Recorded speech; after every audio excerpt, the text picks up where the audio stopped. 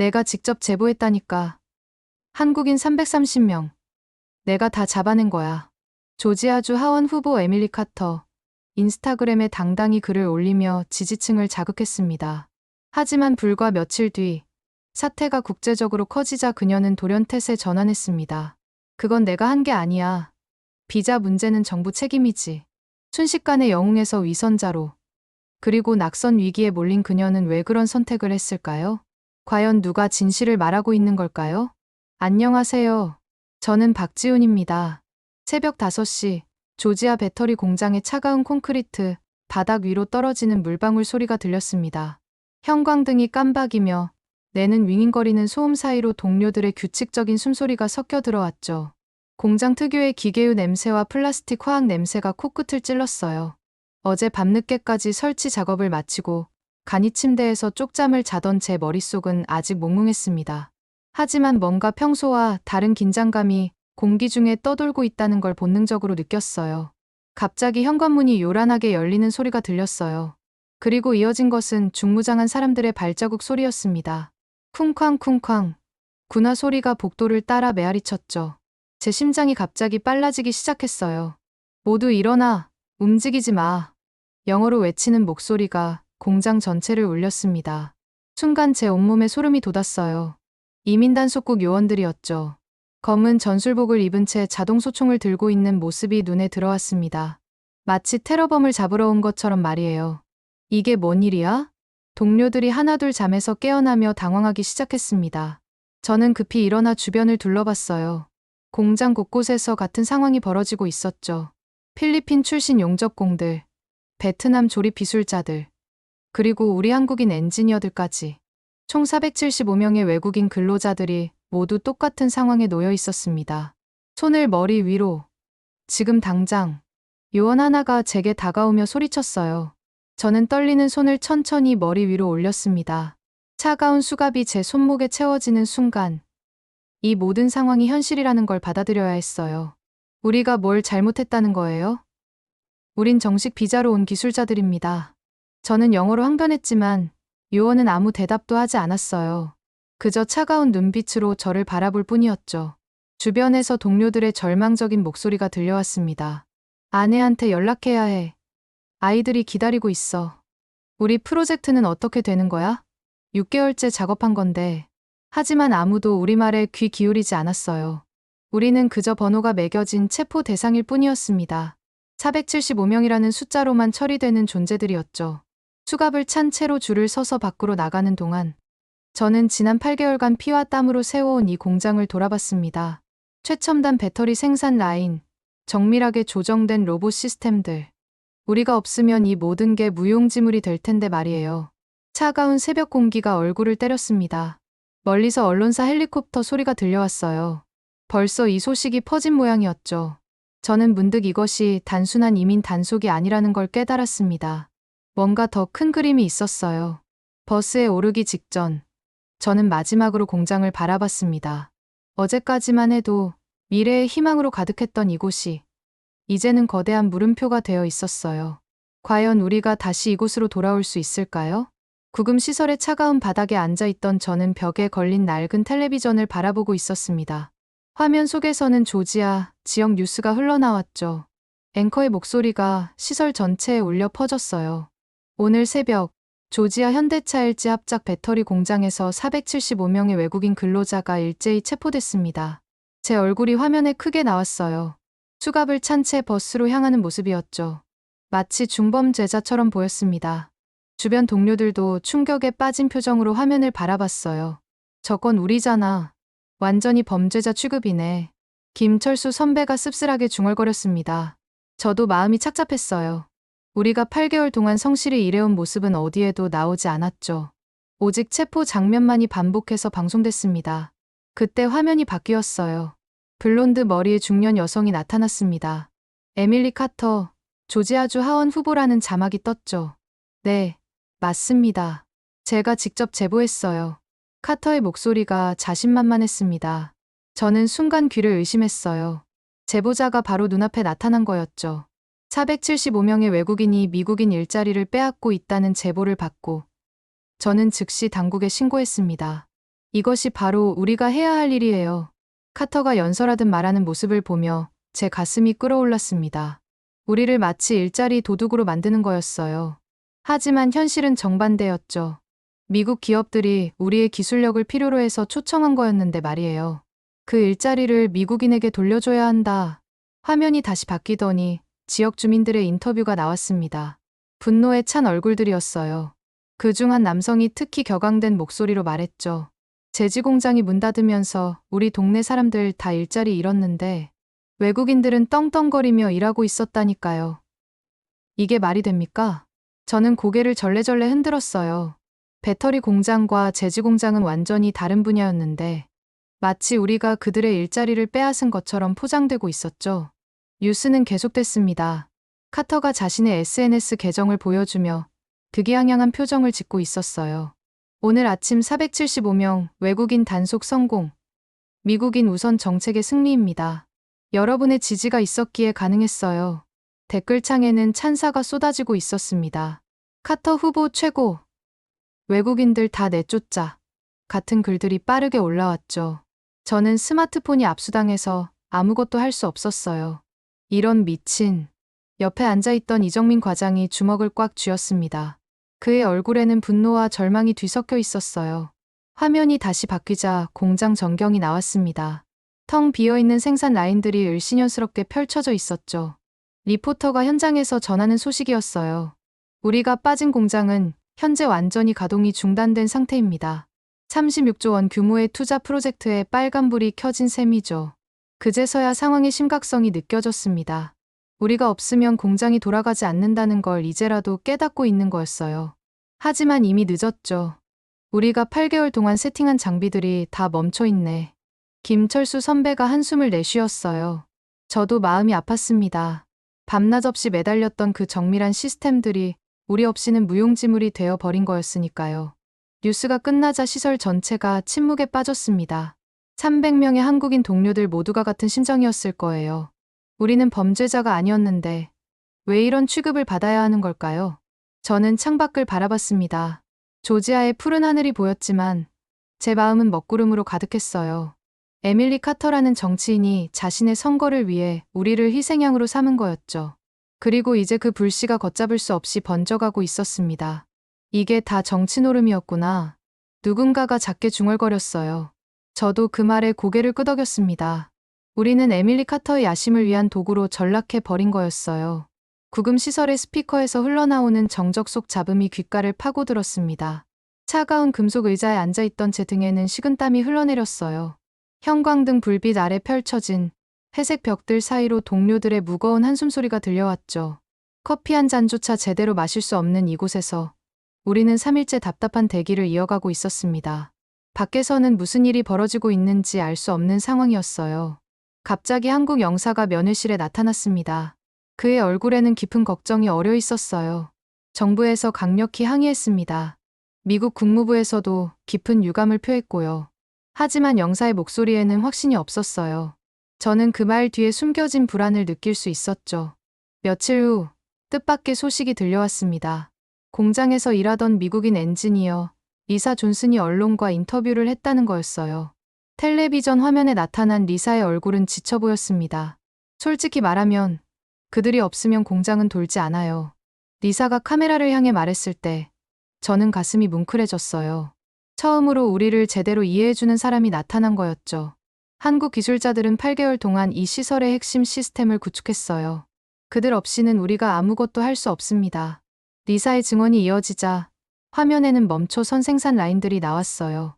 며칠 전까지만 해도 윙윙거리며 돌아가던 기계들이 이제는 완전히 조용했죠. 마치 죽은 도시 같았습니다. 배터리 셀 조립 라인만 해도 한국 기술자 50명이 담당했었거든요. 지금은 아무도 그 시스템을 제대로 다룰 수 없어요. 리사의 말을 들으며 저는 복잡한 감정에 휩싸였습니다. 우리의 가치를 인정받는 기쁨과 함께 이런 식으로 증명되어야 하는 씁쓸함이 동시에 밀려왔어요. 며칠이 더 지나자 지역 사회에서도 변화가 일기 시작했습니다. 뉴스에서는 공장 주변 상점들의 매출이 급감했다는 소식이 나왔어요. 한국 사람들이 단골이었는데 갑자기 사라지니까 장사가 안 돼요. 한국 음식점을 운영하던 미국인 사장의 인터뷰였습니다. 그의 표정에는 당황과 걱정이 가득했어요. 하루에 200명씩 와서 밥 먹던 사람들이 하루아침에 없어졌거든요. 이러다가 문 닫아야 할 것 같아요. 마트, 주유소, 카페까지. 우리가 없어지면서 지역 경제가 흔들리고 있다는 소식들이 연달아 나왔죠. 저는 아이러니를 느꼈어요. 우리를 일자리 도둑이라고 했던 사람들이 이제는 우리가 없어서 쿵 호해하고 있었으니까요. 이런 식으로 될 줄 알았으면 애초에 반대하지 않았을 텐데. 지역 주민 한 명의 인터뷰가 나왔어요. 그제서야 현실을 깨닫고 있는 모습이었죠. 공장 노조에서도 입장을 바꾸기 시작했습니다. 처음에는 외국인 근로자 반대 입장이었는데 이제는 조속한 복귀를 요구하고 나선 거였어요. 우리 조합원들도 한국 기술자들과 함께 일해야 프로젝트가 진행됩니다. 지금 상황으로는 모든 게 멈춰 있어요. 노조 대표의 말을 들으며 저는 씁쓸한 웃음을 지었습니다. 결국 현실 앞에서는 모든 이념이 무력해지는 거였어요. 하지만 가장 충격적인 건 투자 손실 규모였습니다. 뉴스에서는 하루 지연될 때마다 수십억 원의 손해가 발생한다고 보도했어요. 36조 원 프로젝트가 통째로 위험에 빠진 거였죠. 이런 식으로 계속되면 다른 한국 기업들도 투자를 재검토할 겁니다. 경제 전문가의 분석이 이어졌어요. 저는 문득 이 사건이 단순히 우리 300명의 문제가 아니라는 걸 깨달았습니다. 한미 경제 협력 전체가 흔들리고 있는 거였어요. 구금 시설의 창밖으로 조지아의 석양이 보였습니다. 붉은 하늘이 마치 우리의 답답한 심정을 대변하는 것 같았어요. 갈등은 점점 더 커져만 가고 있었고 우리는 여전히 이 차가운 곳에 갇혀 있었죠. 언제쯤 집에 갈 수 있을까? 옆자리 동료가 작게 중얼거렸어요. 저도 같은 생각이었습니다. 하지만 현실은 우리가 원하는 대로 흘러가지 않고 있었어요. 구금 시설 식당의 플라스틱 의자에 앉아 차가운 샌드위치를 씹고 있던 저는 벽걸이 텔레비전에서 흘러나오는 목소리에 귀를 기울였습니다. 에밀리 카터가 다시 화면에 나타났어요. 하지만 며칠 전과는 완전히 다른 모습이었죠. 자신만만했던 표정은 온데간데 없고 어딘가 초조해 보였습니다. 형광등 불빛이 그녀의 굳어진 얼굴을 차갑게 비추고 있었어요. 저는 단순히 제보만 했을 뿐입니다. 비자 문제는 연방정부가 판단할 일이죠. 카터의 목소리가 떨리고 있었어요. 저는 샌드위치를 씹다가 멈췄습니다. 분명히 며칠 전에는 내가 직접 제보했다며 자랑스럽게 떠들어댔는데 이제 와서 책임을 회피하고 있는 거였죠. 그런데 후보님께서는 SNS에 475명 단속 성공이라고 직접 올리지 않으셨나요? 기자의 날카로운 질문이 이어졌어요. 카터의 얼굴이 더욱 굳어졌습니다.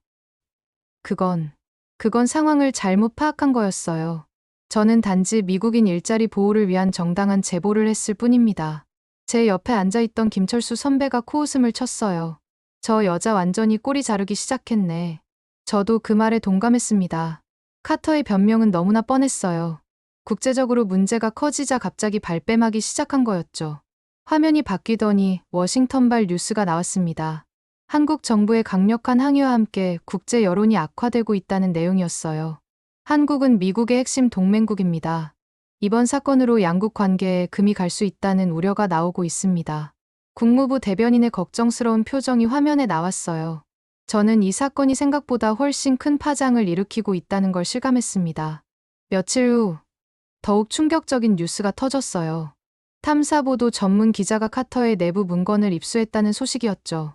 에밀리 카터 후보와 지역 로비스트 간의 이메일을 확보했습니다. 기자가 손에 든 서류를 흔들며 말했어요. 저는 숨을 죽이고 화면을 바라봤습니다. 여기 보시면 카터 후보는 제지공장 폐쇄로 실업자가 된 유권자들의 분노를 배터리 공장으로 돌리자는 계획을 세웠습니다. 화면에 이메일 내용이 나왔어요. 475명은 완벽한 타깃이다. 외국인 혐오 감정을 선거에 활용하자는 노골적인 표현들이 적혀 있었죠. 제 가슴이 뜨겁게 달아올랐습니다. 우리는 정말로 선거용 도구였던 거예요. 475명의 인생이 한 정치인의 야심을 위해 희생당한 거였죠. 475명은 내 선거용 숫자일 뿐이었어. 이메일에 적힌 카터의 말이 화면에 크게 떠올랐어요. 저는 주먹을 꽉 쥐었습니다. 우리를 숫자로만 취급하는 그 차가운 표현이 뼈에 사무쳤어요. 뉴스는 계속됐습니다. 로비스트와의 거래 내역도 공개됐어요. 선거 자금 지원 대가로 외국인 단속을 약속했다는 내용이었죠. 이건 완전히 조작된 사건이었다는 뜻입니다. 전문가의 분석이 이어졌어요. 저는 분노와 함께 허탈감도 느꼈습니다. 처음부터 우리는 정치적 게임의 말에 불과했던 거였어요. 그런데 며칠 후 예상치 못한 변화가 일어났습니다. 트럼프 대통령이 기자회견을 열었다는 소식이 들려온 거였어요. 미국은 전문 인력을 환영합니다. 트럼프의 말이 뉴스를 통해 전해졌어요. 저는 귀를 의심했습니다. 특히 첨단 기술 분야에 숙련된 인력은 미국 경제에 도움이 됩니다. 우리는 그들을 필요로 해요. 완전히 다른 톤이었어요. 며칠 전까지만 해도 강경한 반이민 정책을 고수하던 트럼프가 갑자기 입장을 바꾼 거였죠. 구금 시설 전체가 술렁였습니다. 동료들의 얼굴에 희망의 기색이 스며들기 시작했어요. 이제 풀려날 수 있는 건가? 누군가가 조심스럽게 물었어요. 하지만 저는 여전히 확신할 수 없었습니다. 정치인들의 말은 하루아침에 바뀔 수 있으니까요. 뉴스에서는 이번 입장 변화의 배경을 분석했어요. 국제적 압력과 경제적 손실이 커지면서 정부가 방향을 틀었다는 거였죠. 36조 원 투자 프로젝트가 중단 위기에 놓이면서 백악관도 심각성을 깨달은 것 같습니다. 하지만 가장 충격적인 건 카터의 몰락이었어요. 로비스트와의 거래가 폭로되면서 그녀의 선거 캠페인이 완전히 무너진 거였죠. 에밀리 카터 후보는 오늘 기자회견을 통해 하원 후보직에서 사퇴한다고 발표했습니다. 카터의 창백한 얼굴이 화면에 나왔어요. 며칠 전 자신만만했던 모습은 완전히 사라져 있었죠. 저는 복잡한 심정으로 그 장면을 바라봤습니다. 카터의 몰락이 통쾌하기도 했지만 동시에 씁쓸하기도 했어요. 결국 우리는 정치적 권력 게임의 희생양이었던 거였으니까요. 창밖으로 조지아의 밤하늘이 보였습니다. 별들이 반짝이고 있었지만 제 마음은 여전히 어두웠어요. 진실이 밝혀지고 있었지만 우리는 아직도 이곳에 갇혀 있었거든요. 구금 시설 면회실의 형광등이 깜박이며 내는 윙윙거리는 소음이 귓가를 맴돌았습니다. 차가운 금속 테이블 너머로 한국 영사의 충격받은 얼굴이 보였어요. 그의 손에는 두꺼운 서류 뭉치가 들려 있었죠. 평소와는 달리 그의 표정에는 분노와 당황이 뒤섞여 있었습니다. 제 심장이 불안하게 뛰기 시작했어요. 영사가 서류를 테이블 위에 펼쳐놓았습니다. 미국 이민당국이 발부받았다는 수색 영장이었어요. 제 눈에는 영어로 빼곡히 적힌 법적 문서가 들어왔습니다. 하지만 그 내용을 확인하는 순간 제 얼굴이 굳어졌죠. 영장에 한국인은 아무도 없었습니다. 영사의 목소리가 떨리고 있었어요. 영장에는 남미계 불법 체류 혐의자 4명의 이름만 적혀 있었죠. 475명을 체포했는데 정작 영장에는 4명만 있었다는 충격적인 사실이었습니다. 며칠 후 이 사실이 언론에 공개되었어요. MBC 뉴스에서는 더욱 충격적인 진실들을 보도하기 시작했습니다. 텔레비전 화면에는 수갑과 쇠사슬에 묶인 우리의 모습이 나왔어요. 마치 중범죄자들을 연행하는 것처럼 보였죠. 영장 없이 3일간 구금한 것은 명백한 불법입니다. 법률 전문가가 카메라를 향해 단호하게 말했어요. 미국 법원의 일관된 판례에 따르면 개개인이 법을 위반했다고 볼 만한 상당한 이유가 없다면 무더기 체포 자체가 불법이라는 거였죠. 가장 황당한 건 체포 과정이었습니다.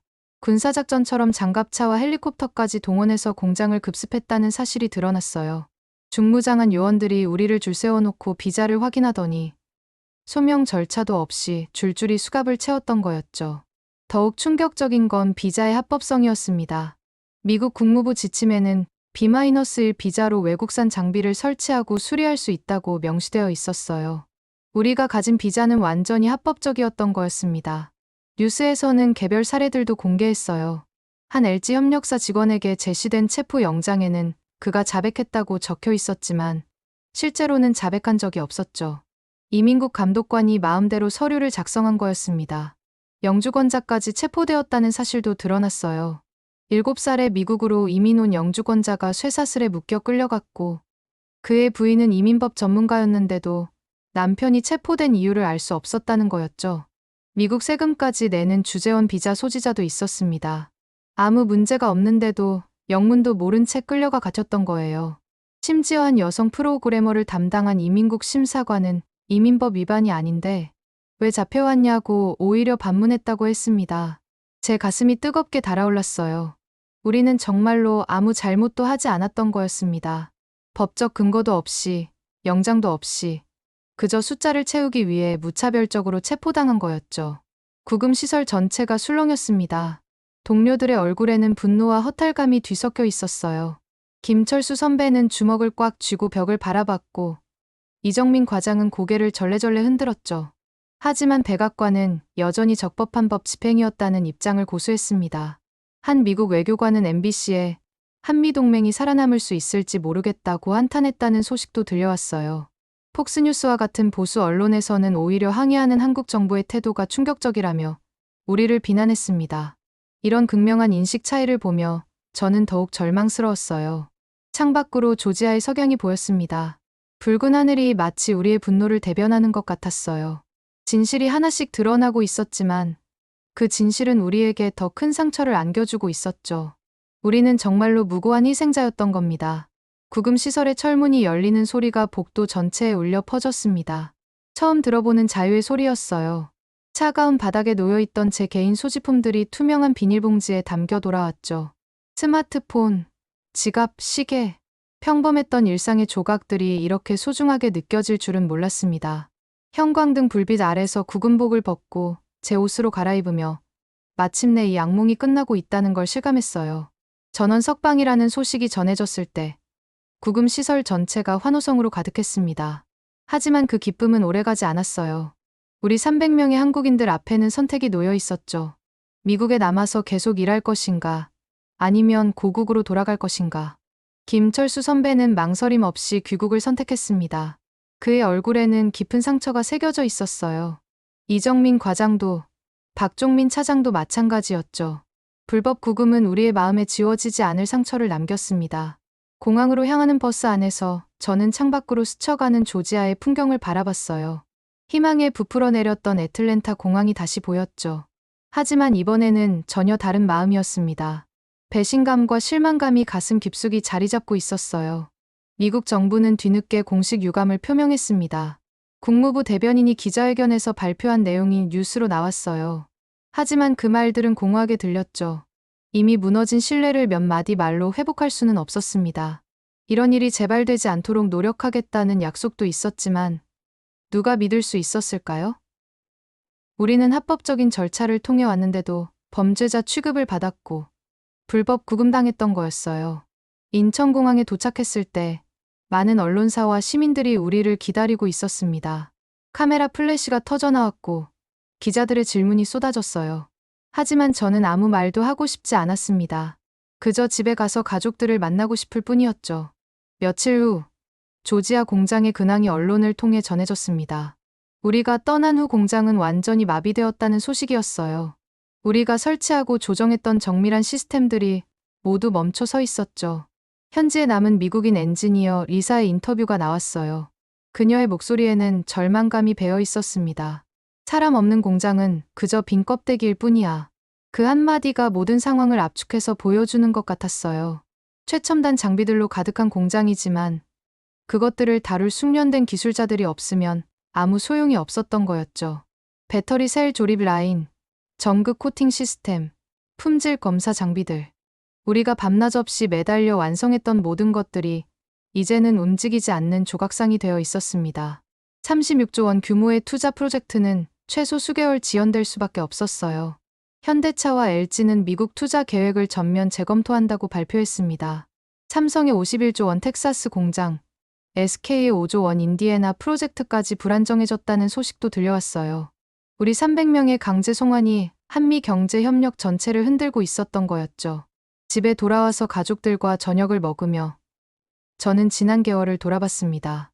미국에서의 꿈, 첨단 기술로 미래를 만들어가겠다는 포부, 그리고 그 모든 것이 하루아침에 무너진 현실. 쓰라린 경험이었지만 동시에 소중한 깨달음도 얻었어요. 우리는 단순한 노동자가 아니었습니다. 미국이 필요로 했던 기술과 경험을 가진 전문가들이었어요. 그런 우리를 정치적 도구로 이용하고 버린 것은 결국 미국 자신의 손해였죠. 동료들과 함께 나눈 연대감도 잊을 수 없었습니다. 가장 어려운 순간에도 서로를 포기하지 않았던 그 마음들.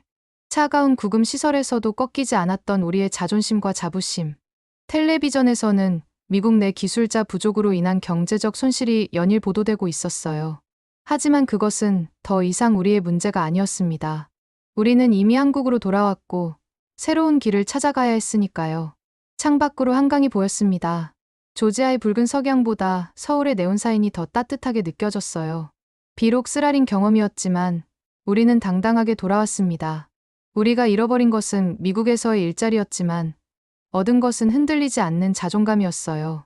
서울 본사의 대형 모니터에는 조지아 공장의 실시간 영상이 나오고 있었습니다. 텅 빈 생산 라인들이 을씨년스럽게 펼쳐져 있었어요. 며칠 전까지만 해도 윙윙거리며 돌아가던 기계들이 이제는 완전히 조용했죠. 회의실의 차가운 공기 속에서 임원들의 무거운 한숨소리가 들려왔습니다. 36조 원을 투자한 최첨단 공장이 거대한 고철 덩어리가 되어 있는 모습을 보며 제 가슴이 답답해졌어요. 현대차와 LG 에너지 솔루션은 결국 미국 투자 계획을 전면 재검토한다고 발표했습니다. 뉴스에서는 이 소식이 연일 보도됐어요. 삼성의 51조 원 텍사스 반도체 공장, SK의 5조 원 인디애나 배터리 프로젝트까지 불안정해졌다는 소식도 이어졌죠. 우리 300명의 사건이 한미 경제 협력 전체를 뒤흔들고 있었습니다. 미국 현지에서는 기술자 공백으로 인한 문제가 심각해지고 있었어요. 조지아 공장뿐만 아니라 다른 한국 기업들의 프로젝트에서도 숙련된 기술자 확보가 어려워졌다는 소식이 들려왔죠. 비용은 눈덩이처럼 불어나고 완공 일정은 계속 늦어지고 있었습니다. 미국 제조업 부활이라고 떠들어댔는데 정작 그걸 만들어줄 사람들을 내쫓았으니 이런 결과가 나올 수밖에 없죠. 회사 동료가 씁쓸하게 말했어요. 저도 그 말에 공감했습니다. 미국은 첨단 제조업을 되살리겠다고 했지만 그에 필요한 기술과 경험을 가진 우리를 정치적 도구로 이용해버렸던 거였어요. 미국에서는 여전히 논란이 계속되고 있었습니다. 에밀리 카터는 정치 생명이 끝났지만 그녀가 불러일으킨 반외국인 정서는 쉽게 사라지지 않고 있었죠. 반면 기업들과 지역 주민들은 한국 기술자들의 복귀를 간절히 원하고 있었어요. 하지만 우리 중 대부분은 미국으로 돌아갈 생각이 없었습니다. 한번 무너진 신뢰를 다시 쌓기는 어려웠어요. 대신 동남아시아, 유럽, 중동 등 새로운 시장에서 우리의 가치를 인정받고 있었죠. 저는 새로운 프로젝트 제안서를 검토하고 있었습니다. 유럽의 한 자동차 회사에서 배터리 공장 건설을 의뢰해온 거였어요. 조지아에서 축적한 경험과 기술이 큰 도움이 될 것 같았죠. 실패한 프로젝트였지만 그 과정에서 얻은 노하우는 소중한 자산이 되었습니다. 창밖으로 한강이 보였어요. 조지아의 붉은 땅과는 다른 익숙하고 따뜻한 풍경이었죠. 미국에서의 8개월은 저에게 많은 것을 가르쳐 주었습니다. 기술적인 성장뿐만 아니라 인간의 존엄성과 연대의 소중함까지 말이에요. 동료들과 함께 점심을 먹으며 이런 이야기를 나눴어요. 우린 단순한 노동자가 아니라 미국이 잃어버린 미래였다. 그 말이 가슴 깊이 와닿았습니다. 우리는 숫자가 아니었어요. 각자의 이름과 가족, 그리고 꿈을 가진 사람들이었죠. 첨단 기술로 더 나은 세상을 만들고자 했던 전문가들이었어요. 미국은 정치적 계산으로 우리를 희생시켰지만 결국 그들이 잃은 것이 더 많았습니다. 36조 원의 투자금, 수천 개의 일자리, 그리고 무엇보다 신뢰할 만한 파트너였던 한국과의 관계까지 모든 것을 잃어버린 거였어요. 저녁 무렵 조지아에서 함께 일했던 미국인 동료 리사에게서 메시지가 왔습니다. 공장이 아직도 제대로 가동되지 않고 있다는 소식이었어요. 새로운 기술자들이 우리가 구축한 시스템을 이해하지 못하고 있다고 했죠. 하지만 저는 더 이상 그것이 우리의 문제가 아니라는 걸 알고 있었습니다. 우리는 이미 새로운 길을 걷고 있었고 더 나은 미래를 향해 나아가고 있었어요. 조지아에서의 경험은 우리를 더 강하고 지혜롭게 만들었습니다.